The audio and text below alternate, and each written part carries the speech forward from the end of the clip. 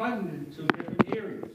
And to, in all due respect, all these changes were made by you and the mayor because you didn't have an advisory committee, and you took it upon yourself without even asking us, other than a public hearing, saying, well, this is what we feel is best fit for the money.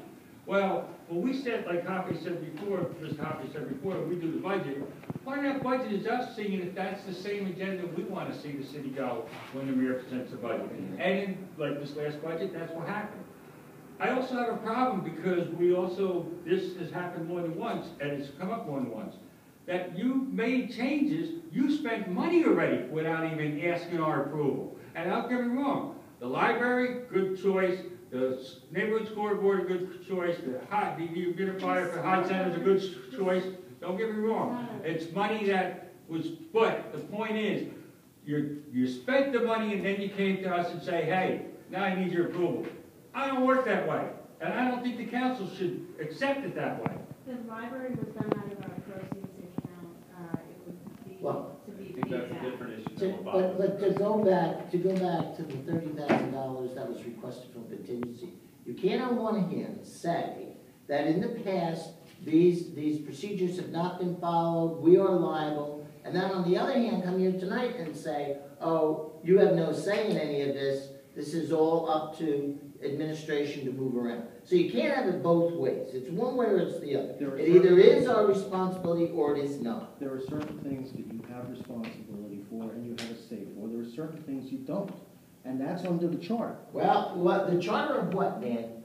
Except for the purposes of inquiries and investigations, the Common Council or its members shall deal with city officers and employees who are subject to the direction and supervision of the mayor solely through the mayor. That's what the charter says. We're talking about transferring funds.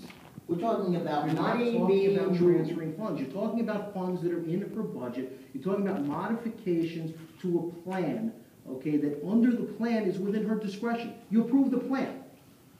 We didn't approve the plan to go to the library and the neighborhood scoreboard and the dehumidifier and the generator. We approved the plan to do the Maritime Museum, to do the Jewish Art Center, to do the Tribe Museum, to do the Fire Museum. That's the plan we approved. And that money was all taken back in. You approved a plan that includes a process that allows Jennifer to make changes. She has made those changes. She's bringing those changes to you as a courtesy to tell you what they are. But that doesn't change the fact that under the plan, it's up to her.